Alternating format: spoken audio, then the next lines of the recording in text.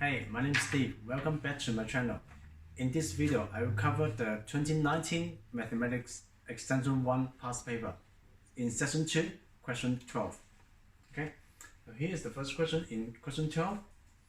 Distance A is inversely proportional to distance B, such that A equal to 9 divided by B. So here's the relationship between A and B. So where A and B are measured in meters.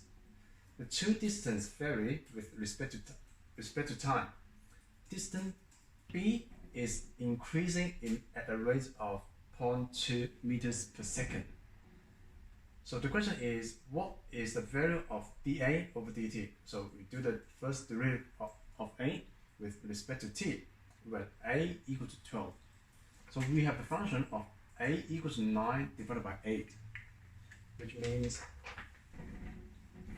we have A equal to 9 times B to the power of 1. So we have the function A to B. But we don't have A to the function with respect to t. So here only B. So we can do dA over dB over here. So we only have the B for the variable. And in order to have dA over dt, we can do the chain rule times dB over dt. Or you can treat dA over dB times dB over dt so that we can cross out dB, right? We can have dA over dt at the end. But actually it's not that meaning. So here actually is the chain rule. So here equals to, so we have dA over dt equal to dA over dB times dB over dt. So dA over dB, we can do the derivative of this one. So we have -1 times 9 times B to the power of -2. So this one to become this one. And times dB over dt actually is here. The distance B is increasing at a rate of 0.2 meters per second, which means we have dB over dt equals, because here is increasing, so here must be positive. So positive 0.2. So we can bring this 0.2 into here, into this dB over dt, and times 0.2 equal to -1.8 B to the power of -2. And we can find the value of B from here. When A, we have the value for 12. So that we have B equal to 9 divided by 8 from here, or from here, right? So we have A equal to 12, which means B equal to 9 divided by 12 equal to 3 over 4. We can submit this value of B into here, equal to -1.8 times 3 over 4 to the power of -2. Right? So keep going, equal to -1.8 times, because we have negative power here, we can flip this number over to get power squared, so that we have 16 over 9. To this 9, to this 1.8. So we got 0.2 left, right? So final answer is -3.2. Yes. So the value for dA dt is -3.2. We good? Okay, next one. B. Okay, B, the question is, a particle is moving along the x-axis in a simple harmonic motion. The position of the particle is given by this equation when t greater than or equal to 0. So we need to write this x, in the form of r cos 3t minus alpha. So here the condition is r greater than 0 and alpha is in between 0 to half pi. So for here, we need these formulas to expand this cos 3t minus alpha. The formula is cos alpha minus beta equals to cos alpha cos beta plus sin alpha sin beta. Okay, so we bring expand this one, r cos 3t minus alpha equal to r times, so we have cos 3t. So this one is another one, is cos alpha plus sin 3t sin alpha. So equal to r cos 3t cos alpha plus r sin 3t sin alpha. Okay, compare this one with the original function. We need to write this one into this format, which means this one, the original function, equal this one. So we make it this one into equal square root of 2 cos 3t plus square root of 6 sin 3t.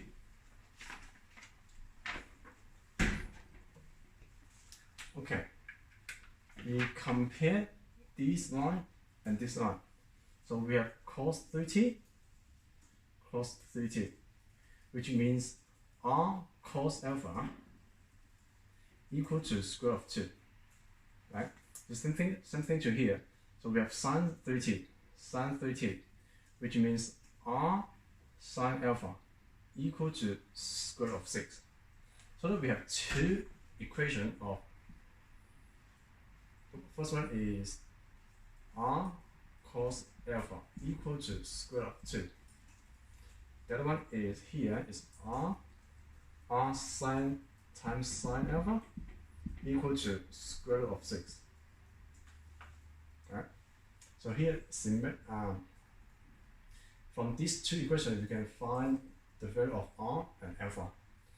We are using the second one divided by the first one. So we have r sin alpha divided by r cos alpha. Because r, we can cross out. Sin alpha cos alpha actually equal to tan alpha. Right? So this one equal to this one divided by square root of 2. So square root of 6 divided by square root of 2. This one equal to square root of 3. Because this alpha is in a range of 0 to half pi, which means this alpha has to be pi on 3. Yes. Okay, then we can bring this alpha into either of them to get the value of r. So we have r cos pi on 3 equal to square root of 2. Cos pi on 3 is half. So that we have r times half equal to square root of 2, which means r equal to 2 square root of 2. Then we have two values. We have the value for alpha, we have the value for r already. So bring these two into here and here. So x will be equal to r square root 2 square root of 2.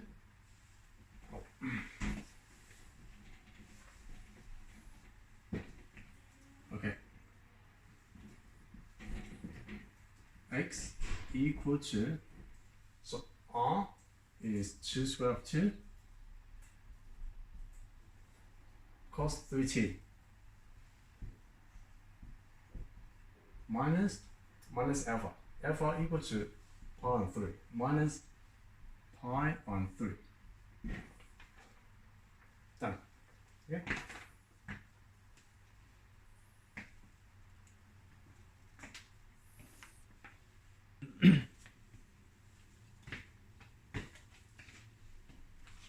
Okay, go to the second question. find the two values of x where the particle comes to rest. Because in simple harmonic motion, the particle at rest when the amplitude is the maximum, which means when x is maximum, the particle is at rest.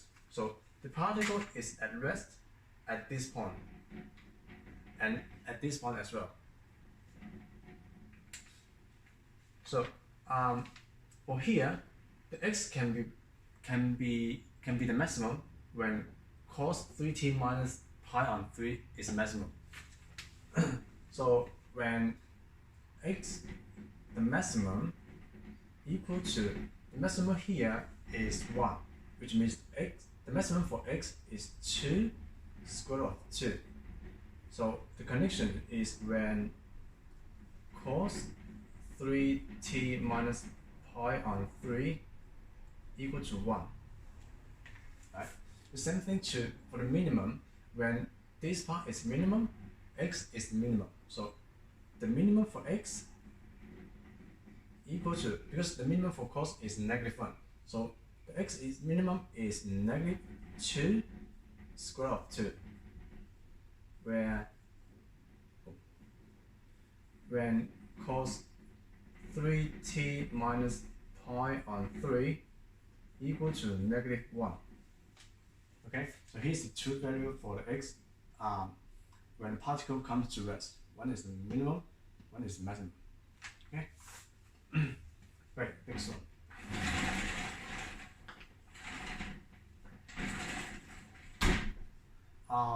When is the first time that the speed of the particle is equal to the half of its maximum speed? From the previous question, x equal to 2 square root of 2 cos 3t minus pi on 3. And here is the displacement.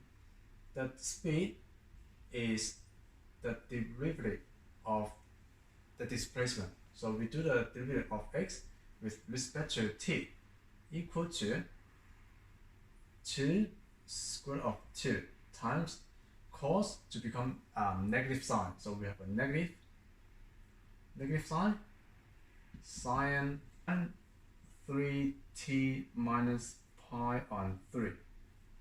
And don't forget, we should use the chain rule for the inside part to times the derivative of the inside part with respect to t. So we got 3. So this 3 is from the chain rule of this inside part. Okay. So next step is here.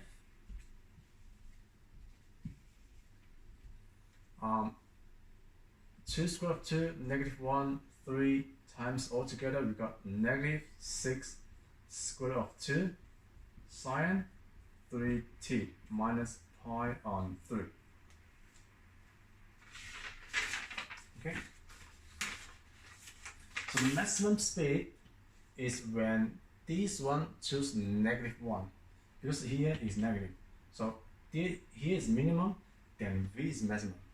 So v max equal to 6 square root of 2 when sine 3t minus pi on 3 equal to -1.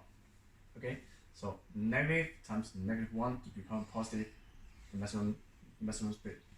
Half of this speed, half of the maximum, half of its maximum equal to half times 6 square root of 2 equal to 3 square root of 2. Okay, so here is the function for v.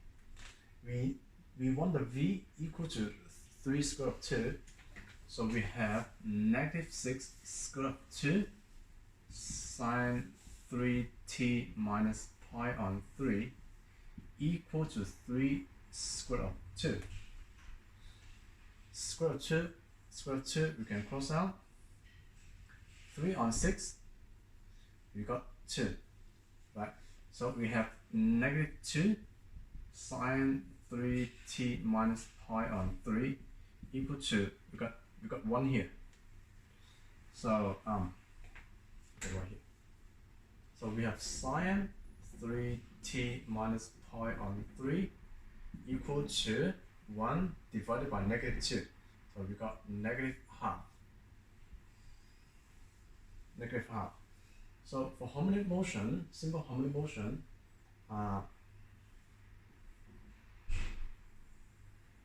so negative half over here. So this one should be negative pi on 6, pi on 6, which means we have 3t minus pi on 3 equals to negative pi on 6. Okay, so 3t, bring this one to the right to become negative pi on 6 plus pi on 3 to become pi on 6. So t would be pi on 6 divided by 3. So we have t equals pi on 18. Yes. Okay. Right, let's go to question 12C. Okay. The point P, the coordinate is 2ap squared. So here's the point P. Lies on the parabola of x squared equals to 4ay. So here is the parabola of x squared equals to 4ay. The focus, here's the focus of the parabola is S, 0a. And the directrix, so here's the directrix equal to y equal to negative a. Here's the directrix. And the vertical line through P meets the directrix at M. So here's the vertical line meet the directrix at M. So here we have this angle is a right angle. And the tangent at P meets the y-axis at R. So here's the tangent meet the parabola at P, and then cutting at the y-axis at R. So we need to show that the angle SPR equals to the angle of SRP.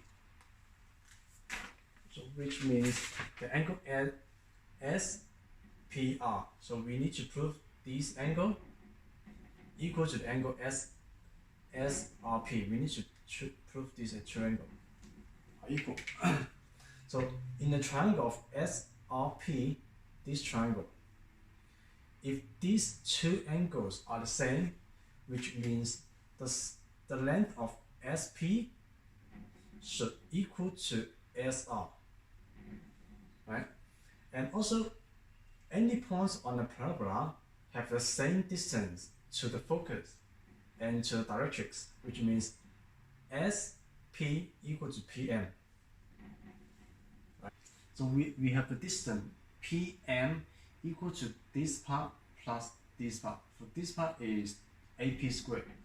This part is, because here's negative A, which means here the distance is A. So we have PM equal to this part AP squared plus this part is A. Also, PM equal to SP. Okay, so we know the length of SP and PM. Which the next step we try to find the distance of SR. So we know over here, and we try to find the distance over here. And because this parabola is meeting this format, so from this formula you can find this formula from the test paper. So x squared equals to 4ay at the point of 2at squared. So the tangent at this point is y equal to tx minus a t squared. So applying this theorem into this parabola, we have the tangent at this point P is y equal to, so at this point P, this t equal to P. So we have y equal to px minus a p squared. So here is this tangent line. Okay, so here is the y-intercept. We make x equal to 0 to find the value of y, which is the cutting point of R. So we make x equal to 0. So y equal to, so this part is 0. So y equal to negative AP squared, which means this point is 0, negative AP squared, which means the distance of OR is AP squared. So the total distance of SR equal to, here is A, A plus, here OR is AP squared, So SR equal to A plus AP squared. And here SR exactly equal to have the same value to this one, which means SR equal to SP. So in this triangle, we have SR equal to SP. Then we can say in triangle SRP, because SR equal to SP, then we can say the angle SPR equal to the angle SRP. Yeah, it's done. Then we can prove this angle equal to this angle, because this side equal to this side in this triangle. Okay. Yes. Okay. Go to question D. A fridge has a constant temperature of 3 degrees. A can of drink with a temperature of 30 degrees is placed in the fridge. After being in the fridge for 15 minutes, the temperature of the can of the drink will become 28 degrees. And the change in the temperature of the can of the drink can be modeled by this equation. So here is the modeling of the temperature of the can. Okay? When T is the temperature of the can of the drink, and the little t is the time in minutes, we're counting in minutes, after the can is placed in the fridge, when K is a constant number. And the first question is, show that T equal to 3 plus AE to the power of KT, little kt, where A is a constant number. Satisfy dt over dt time, the time t, equal to K times T minus 3. Okay? And around over here, we have a row 2.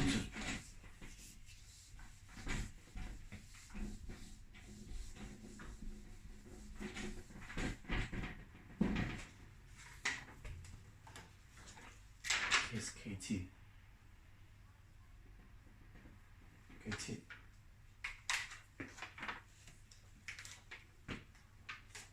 So we want to prove this one from the left hand side and the right hand side separately. We do the derivative of the temperature of the can with respect to t, the little t, the time t.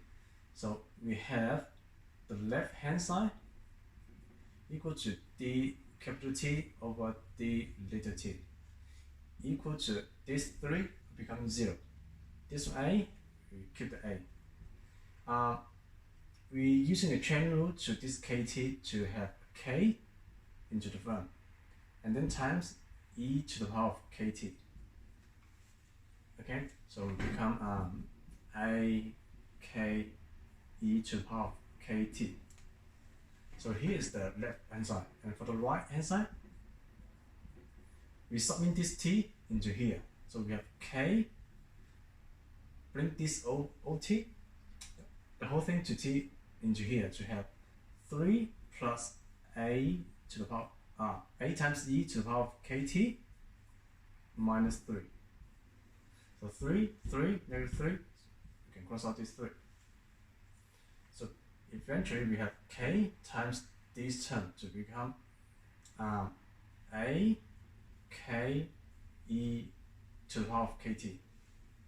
Okay, so this right hand side equals to the left hand side. Then we can say dt over dt equal to kt minus 3. Then it's proved. Okay? Alright, go to the next one. The second question is asked for after 60 minutes, at what rate is the temperature of the can of the drink changing? So the question asks for the changing rate of the temperature, which means we need to look for the dt over dt at time equal to 60. We are looking for this one. So from the original function, t equals to 3 plus at, because we have two unknowns about the a and the k. So we have to find the values of a and k as well. And we have two conditions. So initially, the temperature of the can is 30 degrees when t equals to 0, the initial temperature. After 15 minutes, the temperature has dropped down to 28, which means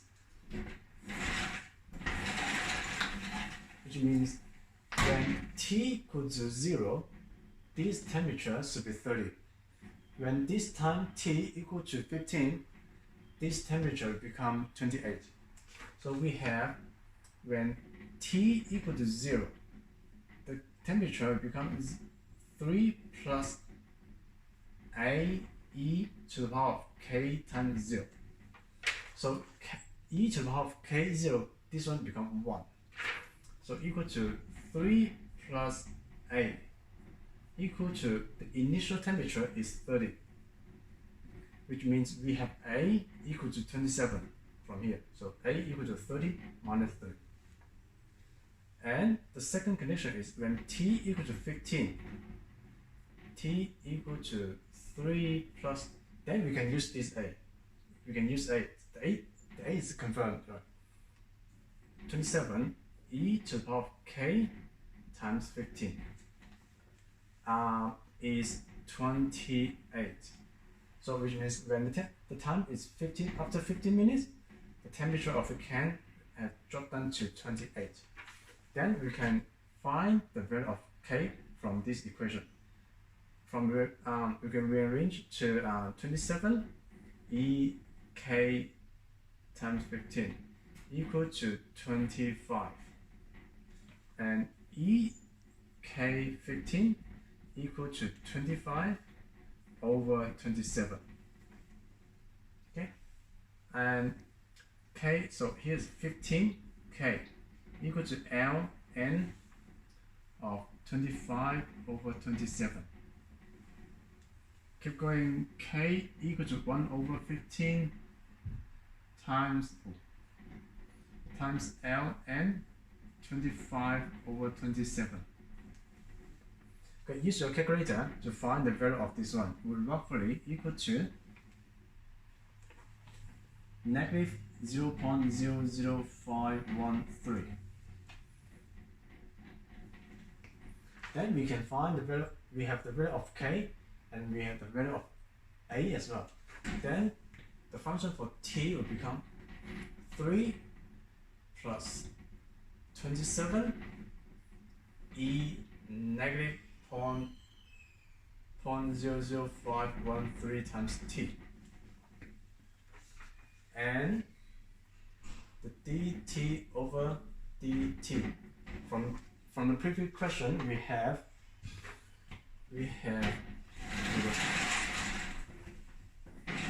this one, k times t minus 3.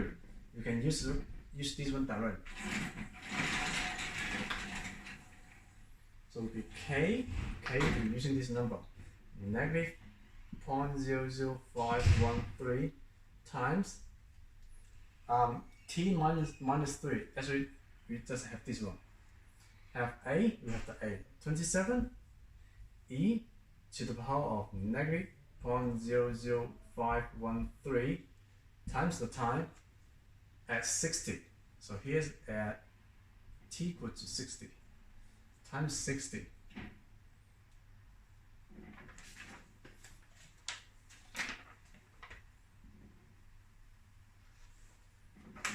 Okay. Then we can use the calculator to find all the value here. So negative 0.00513 times 27 times e to the power of negative 0.00513 times 60. So eventually your answer is roughly negative 0.11018. Yes. Okay. So which means the changing rate of the temperature will decrease 0.1018 degrees at time 60. This is the final answer. Yes. Yeah, that will be all for the question 12. I will see you in next video for question 13. If you like my video, please give me a like and subscribe my video. I will see you in next video. Bye bye.